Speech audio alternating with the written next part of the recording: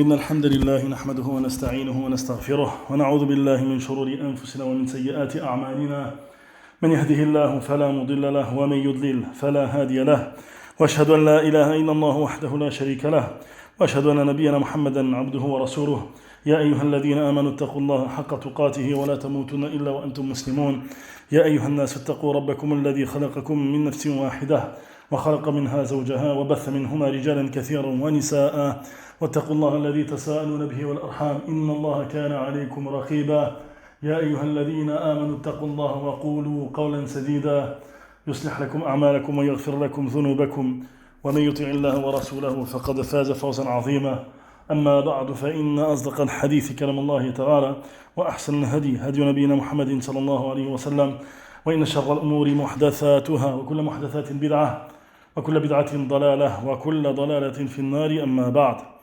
Donc on poursuit avec la lecture de la Risala de Cheikh Suleiman Rouhaili hafidahullah ta'ala au sujet de la jurisprudence en relation avec les règles du mariage, de ce qui est autour du mariage, fiqh al-usra, et on va parler durant ce cours, donc on est toujours dans ce qui précède le contrat de mariage, des règles qui sont en relation avec ce qui précède le contrat de mariage, et on va parler durant ce cours de manière particulière de ce qui est en relation avec l'accord de la femme. L'accord de la femme, on va voir notamment, on va citer pas mal de preuves à ce sujet-là, prouvant le fait qu'il est obligatoire qu'il y ait l'accord de la femme, qu'elle ait déjà été mariée avant, la femme que l'on appelle thayyib, donc celle qui a déjà été mariée avant et qui a été divorcée par exemple, ou qui est veuve, et également la femme qui n'a jamais été mariée, al-bikr, également la femme qui n'a jamais été mariée. Et c'est un sujet qui est important car parmi ce qui touche la communauté, parmi les mots qui touchent la communauté aujourd'hui, notamment ce qui fait référence au mariage forcé, ce qu'on appelle le mariage forcé, c'est-à-dire le mariage où on décide de marier deux personnes sans qu'il y ait forcément l'accord. Et lorsqu'on parle de ces situations-là, on pense notamment à l'importance et au caractère primordial de l'accord de la femme concernant ces sujets-là. On va voir que la parole prépondérante à ce sujet, donc bien évidemment en laissant ce que l'on va développer durant le cours, c'est qu'il s'agit d'une condition de validité du mariage.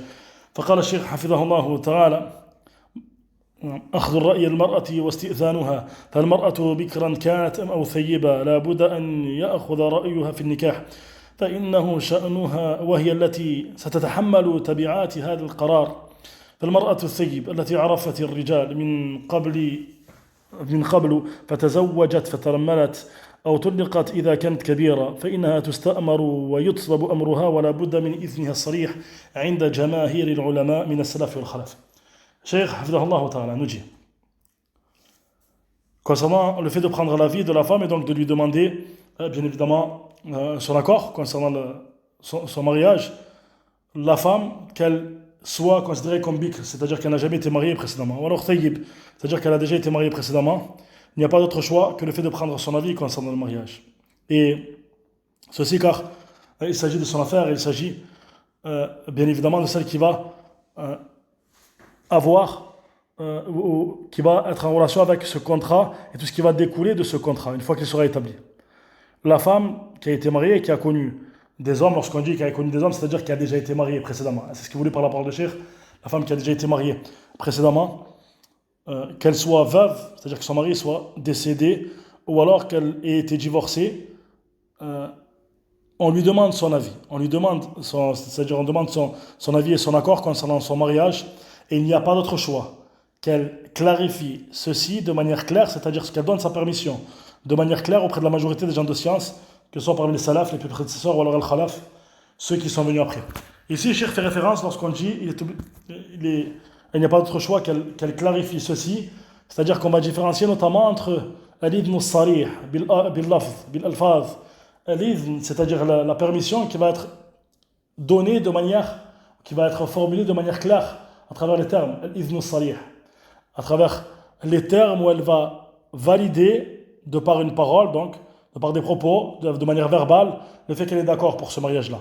Et on va distinguer entre son cas à elle et notamment le cas de celle qui n'a jamais été mariée ou son silence, lorsqu'on la consulte dans ce cadre-là, et on va développer ce qu'elle veut à travers ce silence, où son silence est considéré comme le fait qu'elle donne son accord, c'est-à-dire le fait qu'elle, à cause de la pudeur et de ce qui est connu notamment chez les femmes, et notamment à l'époque du prophète sallallahu alayhi wa sallam, le fait que par pudeur, elles n'osaient pas répondre de manière verbale, mais leur silence prouvait qu'elles étaient bien évidemment en accord avec ceci. On va détailler cette question-là.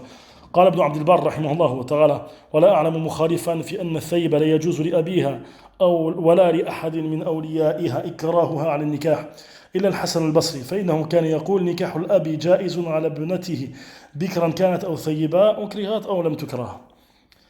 Ibn Abd al-Barr, rahimahullah ta'ala, dans son livre Tamhid, il dit je ne connais pas de personne qui contredit le fait que la femme qui a déjà été mariée, il n'est pas permis à son père ou à personne parmi ses tuteurs le fait de la contraindre au mariage.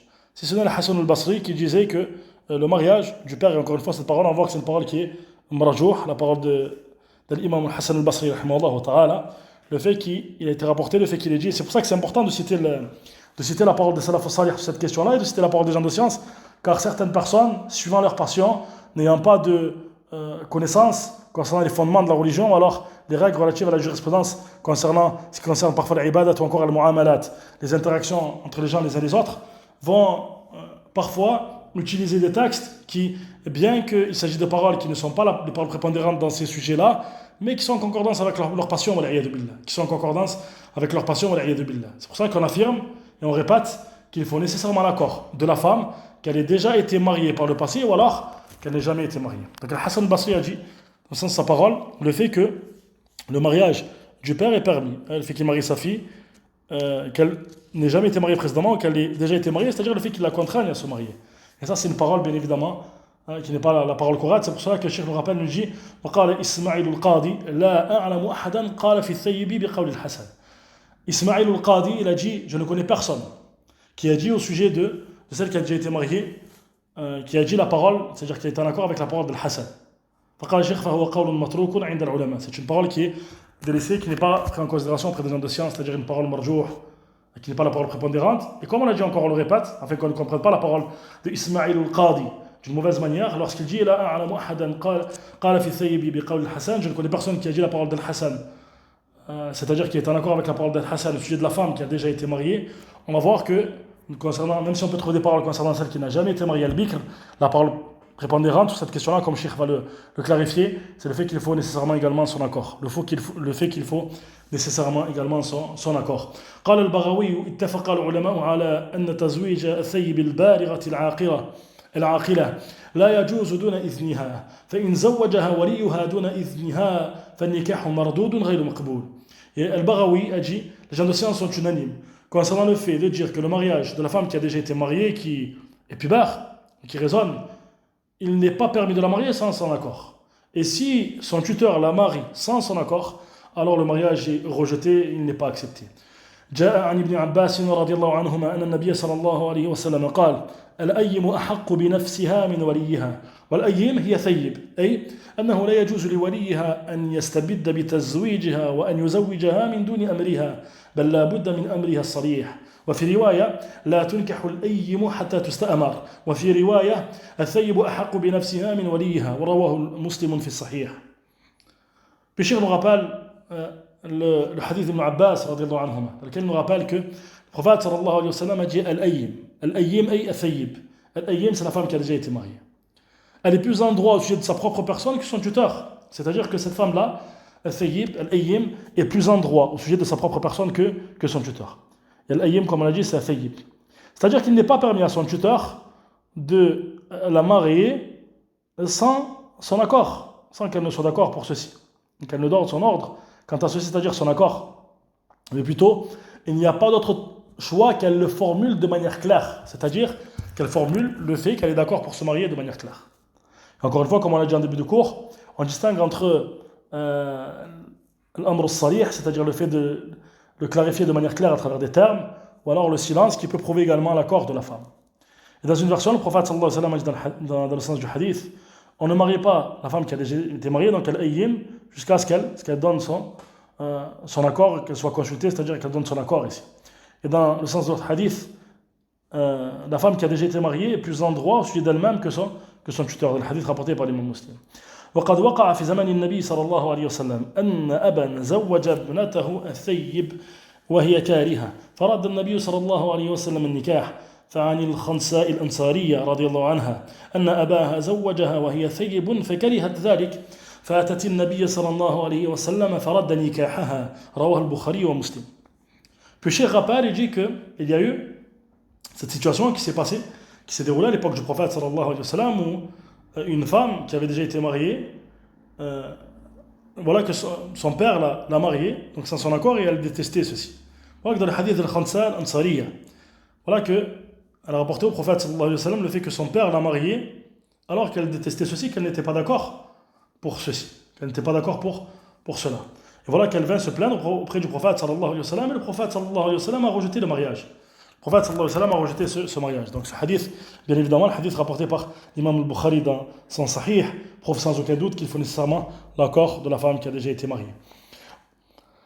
ثم قال الشيخ بعد ذلك: وأما المرأة البكر فإنها تستأذن ولا بد من أن تعبر عن رأيها، فإن عبرت بلسانها وصرحت قبل ذلك عند جماهير العلماء، خلافا لبعض الظاهرية الذين جمدوا على الظاهر وقالوا إن البكر لو صرحت فأفصحت بلسانها الصريح عن رأيها لا يقبل ذلك، ولا بد من صمتها جمودا على الظاهر، وهذا القول متروك عند أهل العلم. Puis Cheikh a cité par la suite la situation de la femme qui n'a jamais été mariée, al-Bikr. Et voilà que Cheikh rappelle qu'on lui demande également la permission, bien évidemment, concernant son mariage. Et il n'y a pas d'autre choix qu'elle exprime son avis. Si elle l'exprime avec la langue, c'est-à-dire qu'elle clarifie avec la langue le fait qu'elle désire par exemple se marier ou pas, qu'elle est d'accord ou pas, alors on accepte ceci auprès de la majorité des gens de science. Pourquoi nous disons auprès de la majorité des gens de science? Car al-Zahiriyya, notamment ceux qui ont suivi le madhab de Ibn Hazm, rahimahullah, même s'il n'est pas à la tête de ce madhab, mais ceux qui ont suivi ce madhab, parmi les gens de science qui sont connus dans ce madhab-là, et Ibn Hazm notamment, considèrent que, c'est-à-dire qu'ils sont basés sur le texte qu'on va citer juste après, notamment la parole du prophète sallallahu alayhi wa sallam, idhnuha sumatuha, son accord, la permission, c'est-à-dire la permission de la femme qui n'a jamais été mariée, son accord, et le fait qu'elle se taise. Donc ils sont basés sur ces textes pour dire que si la femme exprime, donc la femme qui n'a jamais été mariée, encore une fois on parle de la femme qui n'a jamais été mariée, si la femme qui n'a jamais été mariée exprime de manière claire à travers des termes, à travers une expression, le fait qu'elle exprime son avis à ce sujet-là, on n'accepte pas ceci. On n'accepte pas ceci, et plutôt on n'a pas d'autre choix que à ce moment-là de montrer son accord par le fait de rester silencieuse par rapport au hadith. Mais cette parole n'est pas la parole la plus correcte, bien évidemment. Ce n'est pas la parole qui est correcte. Simplement, on cite encore une fois l'avis des gens de science sur cette question-là. Et ce qui est intéressant lorsqu'on cite ces avis-là, c'est le fait de détailler d'un point de vue des règles de fiqh, pourquoi cette parole-là n'est pas la parole qui est la parole prépondérante, bien évidemment, sans aucun doute. C'est-à-dire que, parmi ce qui est connu, c'est que ceux qui ont suivi le madhab de Zahiriyya, qui vient du terme Zahir, qui signifie ce qui est apparent. Ils ont pris les textes au sens apparent. Et les gens de science rappellent qu'il y a de nombreuses erreurs dans des sujets de fiqh, et c'est un madhab que l'on prend en considération. Donc il y a de nombreuses erreurs dans les questions relatives à la jurisprudence par rapport à des sujets de par le fait qu'ils sont restés pour l'interprétation de ces textes au sujet des sens apparents de ces textes. C'est-à-dire qu'ils ont pris en considération le sens apparent de ces textes. Et parmi ce qui est connu dans les règles de jurisprudence, c'est le fait qu'il n'y a pas d'autre choix que de prendre en considération le contexte dans lequel le texte a été cité, les textes qui sont autour, la question notamment comme on dit al-usul, d'al-am ou al-khas, le caractère général, le caractère spécifique, al-mutlaq ou al-muqayyad, ce qui est de manière absolue, ce qui va venir attacher ce texte-là, c'est-à-dire qu'il va montrer qu'il y a un taqid, un attachement à autre chose par rapport à ce texte-là. Évidemment, la question de nasr, donc un nasr ou al-mansour, ce qui abroge, qui est abrogé, avec des conditions comme le rappellent les gens de science, le fait de connaître les dates, c'est-à-dire les moments où ces textes ont été rapportés, car celui qui abroge doit venir forcément après le texte qui l'abroge, et d'autres parmi les règles. Et cependant, bien évidemment, lorsqu'on dit que les gens de science, et on rappelle simplement la parole des gens de science, qu'il y a de nombreuses erreurs dans les paroles qui ont été citées parfois dans des sujets de jurisprudence, le madhab de Zahiriyya, c'est un madhab que l'on prend en considération. C'est un madhab parmi les madhahib que l'on prend en considération dans la question de la jurisprudence. Et on ne dit pas que leur parole, bien évidemment, est toujours la parole marjouh, c'est-à-dire celle qui n'est pas la parole prépondérante. Cependant, sur cette question-là, lorsque tu prends en considération leurs paroles, tu remarques qu'ils considèrent que le fait que la femme qui n'a jamais été mariée exprime son accord de manière verbale, de manière orale, ceci n'est pas accepté, car le prophète sallallahu alayhi wa sallam a rappelé que son accord consiste au fait qu'elle soit silencieuse, qu'elle ne réponde pas. Mais pourquoi ceci? À cause de la pudeur qui était connue à l'époque du prophète sallallahu alayhi wa sallam chez les femmes notamment. Et pourquoi on dit à cause de la pudeur qui était connue auprès des femmes à l'époque du prophète sallallahu alayhi wa sallam? Car aujourd'hui, illa man rahimallah, ce n'est pas ce que l'on constate. Ce n'est pas aujourd'hui ce que l'on constate. Wallahu al-musta'an.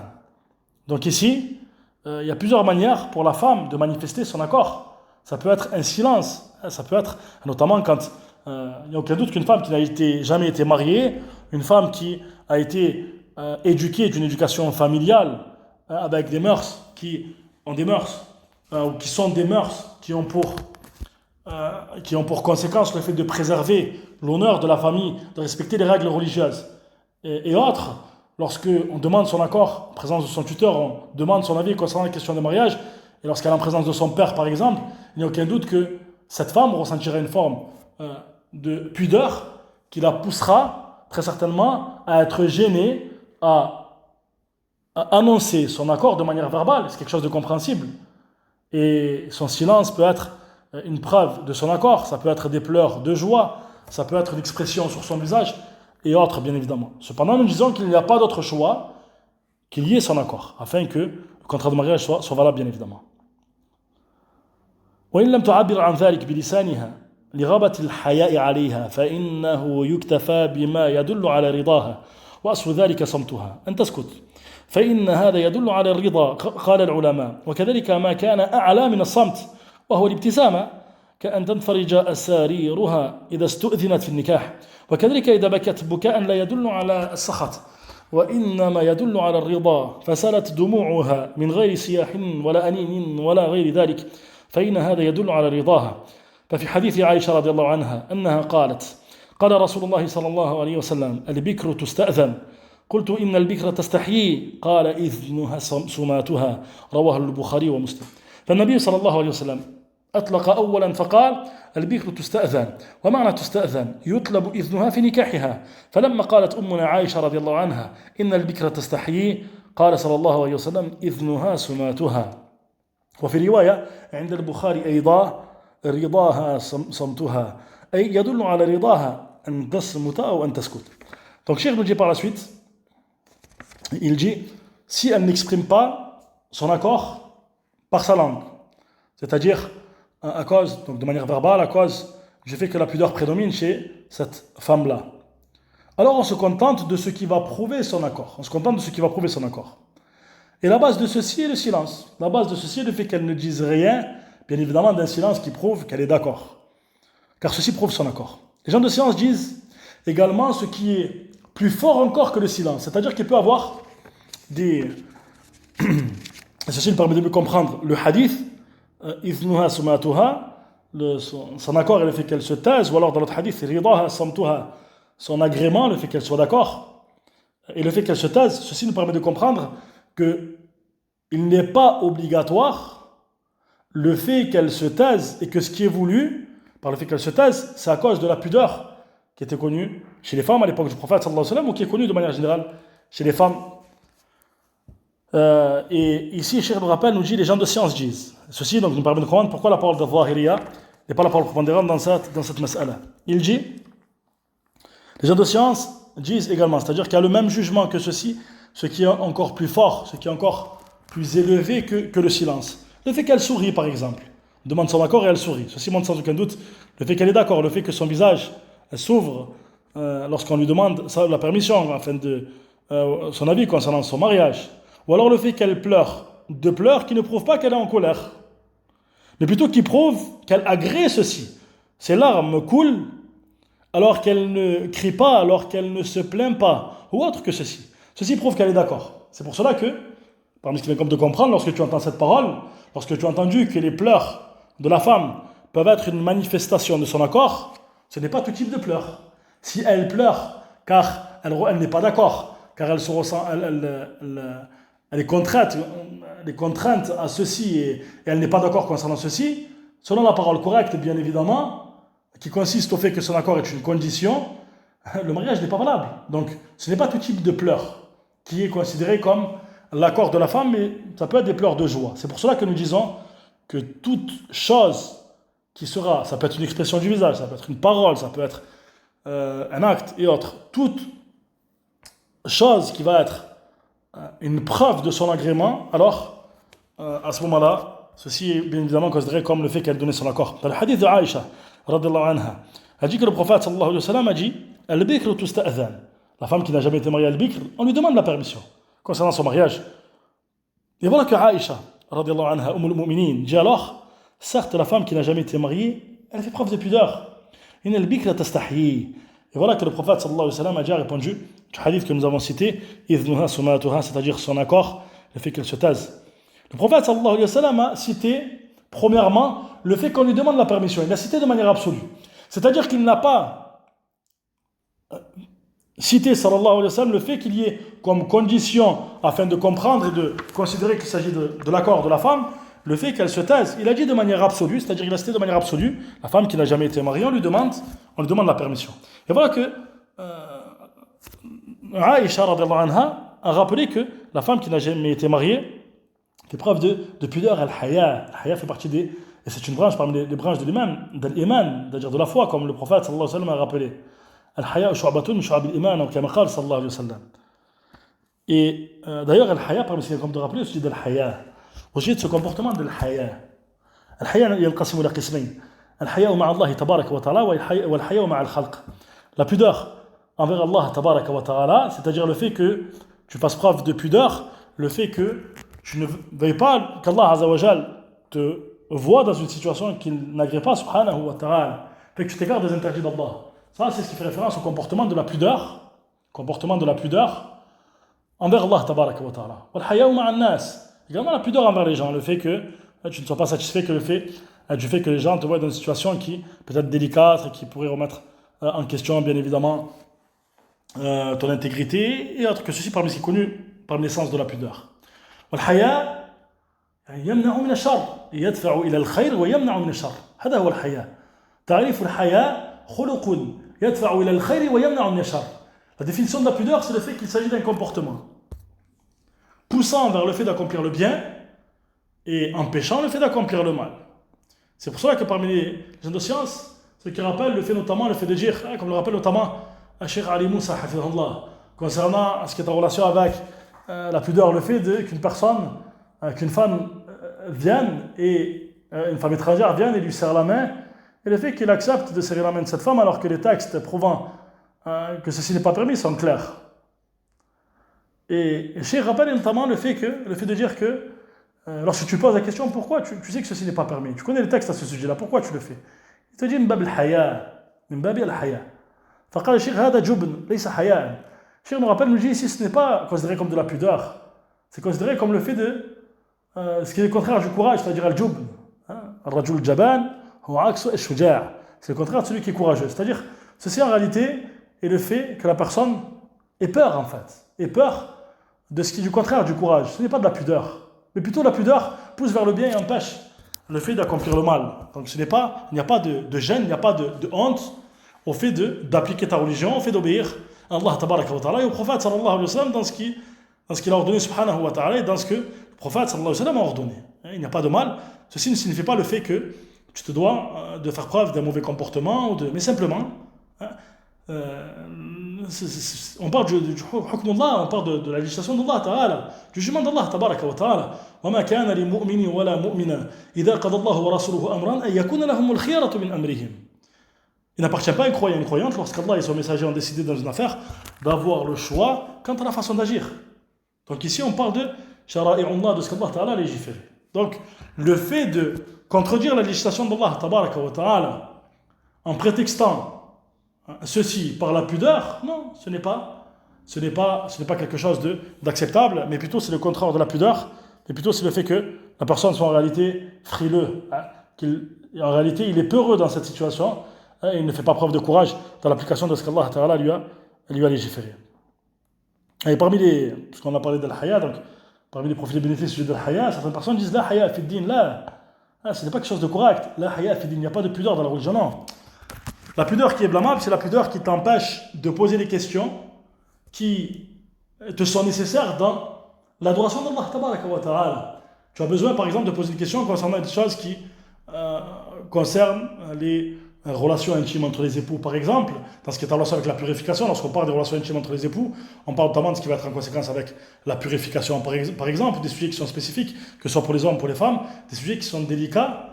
Il n'y a pas de mal quand on fait de poser ces questions, comme l'ont fait certaines sahabiyat. Ils ont questionné le prophète sallallahu alayhi wa sallam en introduisant leurs questions par cette parole: Inna Allah la yastahi min al-haq. Inna Allah la yastahi min al-haq. Allah ne se gêne pas dans le sens du fait qu'on cite la vérité. Donc il n'y a pas de mal quant à ceci. Et plutôt, comme il est rappelé, parmi les personnes qui n'apprennent pas, celui qui fait preuve de cette gêne, celui qui est gêné, al-mustakbir, celui qui fait preuve d'orgueil, al-mustahi, celui qui est gêné quand on fait de poser des questions, alors qu'il est obligatoire pour lui de poser des questions en relation avec sa religion. Donc on ne dit pas, lorsqu'on entend cette parole près des gens, la haya fi din, il n'y a pas de pudeur dans la religion, c'est faux. C'est faux. Que dire au sujet de cette parole alors que al-haya fait partie des comportements de la religion, la pudeur fait partie des comportements, des plus nobles comportements de la religion. Non. Le prophète sallallahu alayhi wa sallam a dit dans notre hadith, ridaha samtuha, donc son accord, l'accord de la femme qui n'a jamais été mariée, le fait qu'elle se taise. Encore une fois, ceci ne signifie pas que il faut être ici figé quant au fait de n'accepter que le silence de la femme qui n'a jamais été mariée concernant son accord, afin de se marier. Hein? Comme l'a rappelé Cheikh ici, ceci prouve que son accord et le fait qu'elle se taise, mais elle peut l'exprimer de différentes manières, comme on l'a dit. وفي رواية عند البخاري أيضا عن أمنا عائشة رضي الله عنها أيضا قالت: قلت يا رسول الله يستأمر النساء في أبضاعهن، يعني في فروجهن في نكاحهن؟ قال: نعم. قلت: فإن البكرة تستأمر فتستحيي فتسكت؟ قال: سكاتها إذنها. وفي رواية عند الإمام مسلم قالت أمنا عائشة رضي الله عنها: سألت رسول الله صلى الله عليه أو سألت رسول الله صلى الله عليه وسلم عن الجارية ينكحها أهلها أتستأمر أم لا؟ فقال صلى الله عليه وسلم لها، أو فقال لها رسول الله صلى الله عليه وسلم: نعم تستأمر. فقالت عائشة: فقلت له: فإنها تستحيي؟ فقال رسول الله صلى الله عليه وسلم: فذلك إذنها إذا هي سكتت. وجاء عن أبي هريرة رضي الله عنه أن رسول الله صلى الله عليه وسلم قال: اليتيمة تستأمر في نفسها، فإن صمتت فهو إذنها، وإن أبت فلا جواز عليها. رواه أبو داود والترمذي، وقال الألباني حسن صحيح. يقول النبي صلى الله عليه وسلم: اليتيمة، واليتيمة هي المرأة الصغيرة تستأمر في نفسها، يعني في أمر نكاحها، فإن صامتت فهو إذنها، وإن أبت فلا جواز عليها، أي لا يجوز لوليها أن يكرهها على النكاح. فتقر بهذه الأحاديث وبغيرها أن البكرة تستأذن في النكاح، وفي بعض الروايات أنها تستأمر. وهذه الرواية تدل على أن البكر مثل الثيب في الاستئمار وطلب أمرها، غير أن البكر لا يشترط تصحيحها بل يكتفى منها بما يدل على رضاها. Puis je me rappelle dans le hadith rapporté par l'imam al-Bukhari, rahimahullah, également dans le hadith de Aïcha, radiyallahu anha, le fait qu'elle a dit: j'ai dit au messager d'Allah, est-ce qu'on demande l'accord, on consulte, on demande l'accord et l'agrément des femmes au sujet de leur mariage, c'est-à-dire dans ce qui concerne leur partie intime, et ce qui concerne leur mariage? Le prophète sallallahu alayhi wa sallam répondit oui.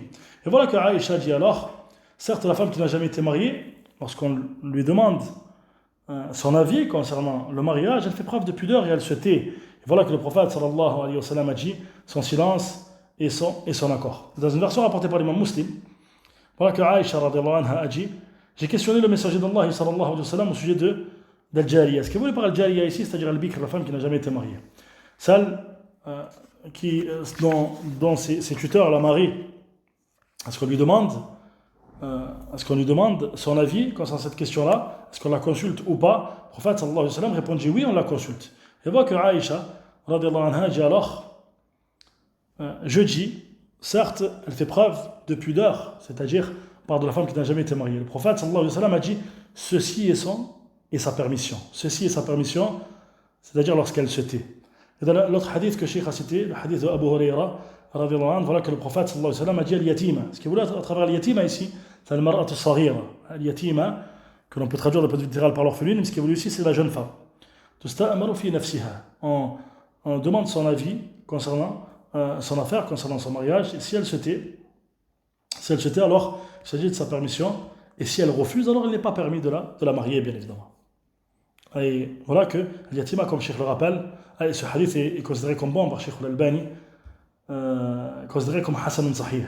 C'est-à-dire qui réunit, qui veut à travers le daraj, le niveau du fait qu'il est Hassan Sahih.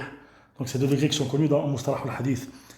Lorsqu'on dit qu'il réunit ces deux degrés, c'est-à-dire avec ce qui évolue, ça c'est une relation, c'est une question qui a relation avec Mustalah al-Hadith, c'est-à-dire à travers ce qui évolue à travers le sens Hassan Sahih, avec la divergence au sein des gens de science à ce sujet-là. Et bien évidemment, il s'agit bien évidemment d'une preuve. Ce qui évolue lorsqu'on dit Hassan Sahih, c'est qu'il y a un hadith qui est considéré, qui réunit ces deux degrés, donc ce qui concerne le fait qu'il soit Hassan bon ou authentique Sahih, avec la parole des gens de science.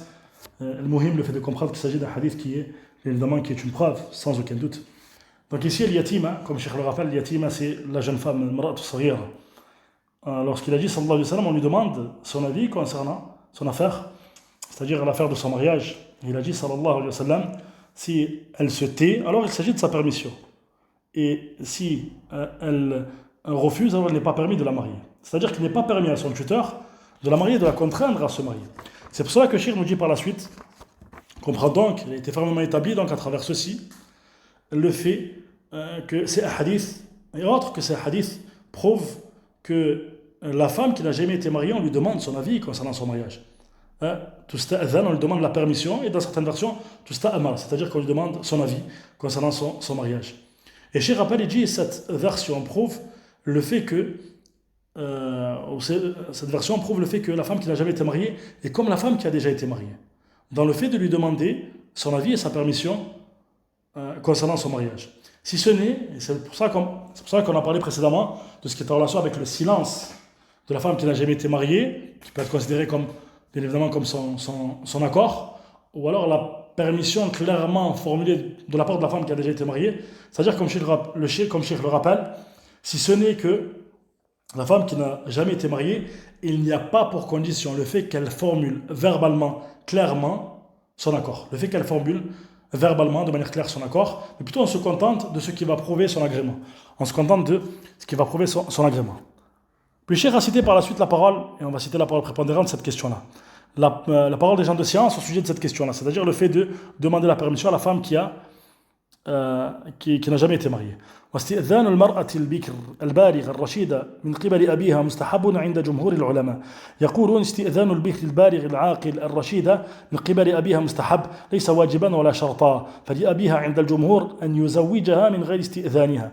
وعند الحنفية والحنابلة في رواية استئذان البكر البالغ العاقل الرشيد واجب لا بد منه، يجب على الأب أن يستأذنها. وعند الظاهرية واختاره الشيخ الإسلام ابن تيمية وابن القيم وجماعة من العلماء كشيخنا ابن باز وشيخنا ابن عثيمين رحمهم الله أن استئذان البكر العاقل البالغ الرشيد شرط لا بد منه ولا يصح النكاح إلا به. وهذا هو الراجح أنه ليس لأحد لا للأب ولا لغيره من الأولياء أن يكره المرأة البكر على النكاح أو يزوجها بغير رضاها. Donc Cheikh a cité, comme on l'a dit, les paroles des gens de science au sujet de cette mas'ala, qui consiste au fait de demander la permission et de demander l'avis de la femme qui n'a jamais été mariée. Et tu vas remarquer qu'il y a trois paroles à ce sujet. Le fait qu'il s'agit de quelque chose de préférable, de mustahab, le fait qu'il s'agit de quelque chose de wajib, obligatoire, et le fait qu'il s'agit d'une condition charte. Donc Cheikh rappelle et dit, le fait de demander la permission de la femme qui est pubère, qui n'a jamais été mariée, qui est capable de Rachida, c'est-à-dire qui est bien guidé ou qui est capable de gérer son affaire de la part de son père. La majorité des gens de science, donc son père, on parle de son tuteur ici bien évidemment, la majorité des gens de science considèrent que ceci est quelque chose de préférable. C'est-à-dire que c'est une parole que tu peux trouver. Le fait de dire qu'il n'est pas obligatoire de consulter, de demander l'avis de cette femme qui n'a jamais été mariée, bien évidemment, lorsqu'on parle de ceci, c'est lorsque son père voit une maslaha, un intérêt. Ceci n'est pas la parole prépondérante. Simplement, on cite la parole que le Cheikh cite et le fait qu'il s'agit d'une parole que tu vas trouver. Et c'est la parole del Jumhur. Lorsque l'on dit qu'il s'agit de la parole del Jumhur, c'est-à-dire de la majorité, ceci ne signifie pas nécessairement qu'il s'agit de la question de la parole prépondérante dans cette affaire-là. Donc ils disent que c'est quelque chose de préférable, ce n'est pas obligatoire et ce n'est pas une condition. C'est-à-dire qu'ils disent que le père de la femme peut la marier sans qu'il n'ait demandé sa permission. Dans le madhab de l'imam Abu Hanifa auprès de l'Hanafiya et de l'Hanabila, dans le madhab de l'imam Ahmed, donc auprès de l'Hanafiya et de l'Hanabila, dans une version, d'après ce qui a été rapporté dans le madhab de l'imam Ahmed, ils disent que le fait de demander la permission à la jeune femme qui est pubère, qui n'a jamais été mariée, que ceci est obligatoire. Il n'y a pas d'autre choix que ceci lieu. C'est-à-dire qu'il est obligatoire de le faire et il est obligatoire au père de demander la permission de sa fille concernant ceci. Et il y a une parole auprès de Zahiriya, et on va voir que cette parole, c'est la parole prépondérante, comme Cheikh le rappelle. Donc, c'est pour ça que le madhab de Zahiriya est un madhab, bien évidemment, qui prend en considération dans le domaine de fiqh de la jurisprudence, sans aucun doute. C'est la parole de Cheikh al-Islam Ibn Taymiyyah, c'est la parole de son élève Ibn al-Qayyim, c'est la parole d'un groupe parmi les gens de science, c'est la parole de Cheikh Ibn Baz, c'est la parole de Cheikh Ibn Uthaymin, rahimahumullah. Il considère, ce que je viens de mentionner, considère que le fait de demander la permission de la jeune femme ou de la femme qui n'a jamais été mariée, donc pas forcément une jeune femme, mais la femme qui n'a jamais été mariée, qui est pubère, qui raisonne, est une condition. Il n'y a pas d'autre choix que ceci soit présent. C'est-à-dire que le mariage, sans sa permission, sans le fait qu'elle ait été consultée concernant ceci, n'est pas valable. C'est pour cela que lorsque tu comprends la parole qu'on a citée précédemment, la deuxième parole, qu'on trouve dans le madhab de l'imam Abu Hanifa et de l'imam Ahmad dans une version, le fait de dire que c'est obligatoire. Ceci montre qu'il est obligatoire de demander la permission de la jeune femme. Lorsque nous disons qu'il s'agit d'une condition, selon la parole prépondérante, c'est-à-dire qu'il s'agit d'une condition charte dans cette affaire-là, lorsque nous disons qu'il s'agit d'une condition, que signifie ceci? Ceci signifie le fait que le mariage n'est pas valable sans que la femme n'ait été consultée, sans que la jeune femme qui n'a jamais été mariée n'ait été consultée et qu'elle n'ait donné son accord quant à ceci. Comment elle donne son accord? Parce qu'on a cité précédemment, ça peut être par son silence ou toute autre chose qui va manifester le fait qu'elle est d'accord pour ceci. Donc lorsqu'on dit que c'est une condition, ceci prouve que c'est obligatoire. Mais ceci prouve qu'on parle d'un degré qui est encore plus élevé dans le caractère obligatoire. Il y a des termes que tu entends dans la jurisprudence comme al-shart, la condition, al-rukn, le pilier, al-wajib, l'obligatoire. Pour la prière, lorsqu'on parle de condition, al-shart, ou alors de pilier, al-rukn, ou alors d'obligatoire, al-wajib, tous ces termes-là font référence à des choses qui sont obligatoires en réalité. Cependant, lorsqu'on parle de charte, ici, que signifie ceci? Ceci signifie que l'acte n'est pas valable si cette condition n'est pas présente. Parmi les conditions de la prière, par exemple, la purification at-tahara. Une personne qui prie sans les ablutions, c'est-à-dire qu'il n'est pas en état d'ablution, sa prière, bien évidemment, on parle de manière générale, on ne parle pas de cas spécifiques où, bien sûr, la personne n'a pas le choix, etc. Mais on parle d'une personne qui prie sans les ablutions de manière générale, sa prière n'est pas valable. De la même manière, lorsque nous disons que l'accord de la femme qui n'a jamais été mariée est une condition de validité, c'est-à-dire on parle de charte, ceci signifie qu'un mariage où la femme n'aurait pas donné son accord, il n'est pas valable. Et ça, c'est la parole prépondérante, comme Cheikh Suleiman le rappelle, le fait qu'il n'appartient pas au père, ni à personne d'autre parmi ses tuteurs. Le fait de contraindre la femme qui n'a jamais été mariée, de la contraindre au mariage, ou alors le fait de la marier sans son accord, sans son agrément, le fait qu'elle soit, le fait qu'elle ait bien évidemment qu'elle ait manifesté son accord quant à ceci. قال الشيخ أما في شأن الذكور فإن الذكر البالغ الرشيد لا يملك أحد إجباره على النكاح لا أب ولا غير أب. Puis Cheikh a parlé de ce qui est en relation avec le garçon qui est pubère. Ici, bien évidemment, il n'appartient pas, bien évidemment, n'appartient à personne le fait de le contraindre quand on fait de se marier, ni son père, ni personne d'autre concernant ceci. Donc ça, c'est pour ce qui est en relation avec cette question-là, la question de l'accord, le fait qu'il s'agit d'une condition de validité du mariage, l'accord de la femme concernant son mariage. On a rappelé la différence qu'il y a entre la femme qui a déjà été mariée et la femme qui n'a pas été mariée. On a rappelé que concernant la femme qui a été mariée, il faut absolument qu'elle formule ceci de manière verbale, afin de manifester le fait qu'elle est d'accord pour ce mariage-là. Concernant la femme qui n'a jamais été mariée, il n'est pas obligatoire qu'elle le formule de manière verbale, comme on l'a dit précédemment. Et on a rappelé que selon la parole prépondérante, il s'agit d'une condition de validité du mariage. Et Inch'Allah ta'ala, un peu plus tard, on va parler de ce qui est en relation avec shurut, aqd nikah, les conditions du contrat de mariage. Donc on s'arrête ici. Et lors du prochain cours, Inch'Allah ta'ala, on continuera toujours à parler de ce qui est en relation, de ce qui va précéder le contrat de mariage. Et on va parler notamment de deux sujets. Le premier sujet, c'est ce qui est en relation avec ce qu'on appelle la bague de fiançailles, ce que certains appellent la bague de fiançailles et son jugement, ce qu'on appelle doublatu al-khutouba. et son jugement-là, parce que c'est une question qui est extrêmement importante, que l'on va détailler. Et on parlera également du jugement. Du jugement de la lecture de Surat al-Fatiha lors de la demande en mariage. Lors de la demande en mariage, d'ailleurs, on peut parler de cette question également lors du contrat de mariage. On parlera de son jugement, ce qui est en relation avec la demande en mariage. Et certaines personnes pratiquent ceci, le pratiquent également lors du contrat de mariage, au point où, parmi ce qui est étonnant, c'est le fait que tu vois des personnes, lorsqu'il y a un contrat de mariage qui est dirigé, qui est effectué, le fait que lorsque Surat al-Fatiha n'a pas été lu, c'est comme s'il manquait quelque chose. C'est comme s'il manquait quelque chose, au point où certains pensent qu'il manque quelque chose peut-être dans le contrat de mariage. Wallahu musta'an. Donc on va parler notamment de ce qui est en relation avec la lecture de Surat al-Fatiha durant la demande de main, la demande de mariage. Wallahu ta'ala a'lam wa ahkam, subhanaka Allahumma bihamdik, ashhadu an la ilaha illa anta astaghfiruka wa atubu ilayk, wa akhiru da'wana anil hamdulillahi rabbil alamin.